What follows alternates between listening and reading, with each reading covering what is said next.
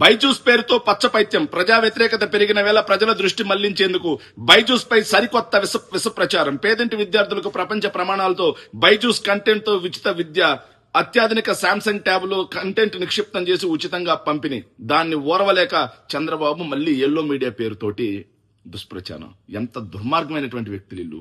జగన్మోహన్ రెడ్డి గారు చరిత్రలో ఏనాడు ఏ ఒక్క ముఖ్యమంత్రి ఆలోచించిన విధంగా ఆలోచన చేసి నాడు నేడు పేరుతో ప్రభుత్వ బడుల యొక్క రూపురేఖలు మార్చిపడేశారు.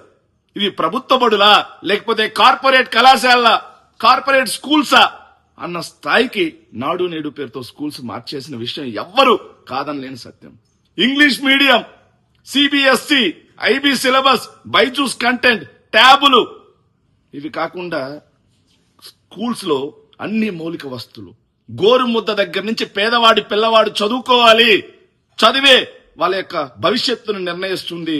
చదివే వాళ్ళ కుటుంబాల యొక్క ఆర్థిక పురోగతిని సాధించేలా ముందుకు సాగిస్తుంది అని చెప్పేసి చదువు మీద ఒక కన్న తండ్రి కంటే కూడా ఎక్కువగా ఆలోచించినటువంటి గొప్ప సీఎం జగన్మోహన్ రెడ్డి గారు అయితే ఇంగ్లీష్ మీడియం తీసుకొస్తే ఏడుపు, బైజూస్ కంటెంట్ తీసుకొస్తే ఏడుపు, సిబిఎస్ఈ సిలబస్ పెడితే ఏడుపు.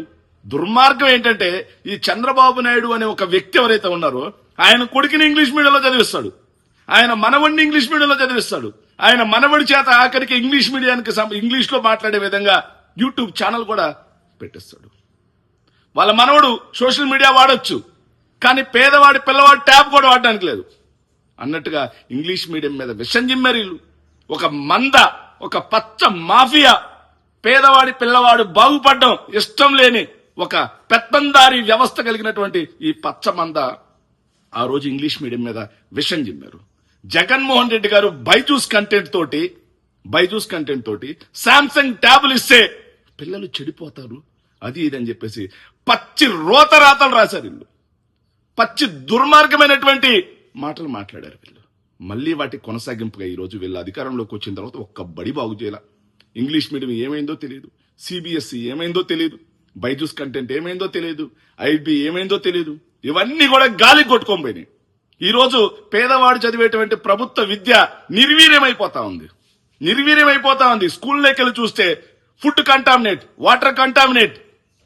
పిల్లవాళ్ళ యొక్క బాగోగులు ఆలోచన చేసేవాడు వాళ్ళు. ఎందుకంటే పిల్లవాళ్ళకి ఓట్లు లేవు కదా, పిల్లవాళ్ళకు ఓట్లు లేవు కాబట్టి వాళ్ళతో ఏం పని ఉంది చంద్రబాబు నాయుడు గారికి, లోకేష్ గారికి.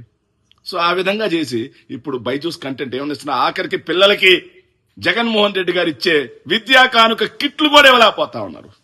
తొలి 2 సంవత్సరాలు మామ అనిపించి 3వ సంవత్సరం కిట్లు కూడా ఇవ్వట్లా. అడిగితే యుద్ధం, అడిగితే అంతర్జాతీయ సంక్షోభం. పేదవాడి పిల్లలకి ఇచ్చే యూనిఫాము, బుక్స్, బూట్లు, ఏదైతే స్కూల్ బ్యాగ్ కూడా యుద్ధం ఏంటి? అలా చేసి మళ్ళీ బైజూస్ పేరుతో 9 అంగుళాలు ఉండాలి, 8.7 ఉంది, ఇది కుంభకోణం. అసలు 8.7 కదా, 6 అంగుళాలు ఉన్నటువంటిది అయినా నువ్వు ఇచ్చావా? ఇవ్వలేదు కదా. 9 అంగుళాలు కాదు, 10 అంగుళాలు స్క్రీన్ ఇచ్చిన మీ పచ్చి నోటితో, మీ పచ్చ నోటితో, దుర్మార్గమైన నోటితో మీరు మాట్లాడే మాట ఏం మాట్లాడతారు? ఆ రోజు కూడా ఇది కుంభకోణం అని చెప్పి మాట్లాడగలిగినటువంటి దిగజారుడు మనస్తత్వం కలిగినటువంటి వ్యక్తులు మీరు. కాబట్టి నిజంగా పేదవాడి భవిష్యత్తు మీద ఆలోచించిన ముఖ్యమంత్రి జగన్మోహన్ రెడ్డి గారైతే పేదవాడి యొక్క భవిష్యత్తుని చిన్నాభిన్నం చేసినటువంటి ముఖ్యమంత్రి చంద్రబాబు నాయుడు గారు అన్న విషయాన్ని ప్రజలు గమనించాలి.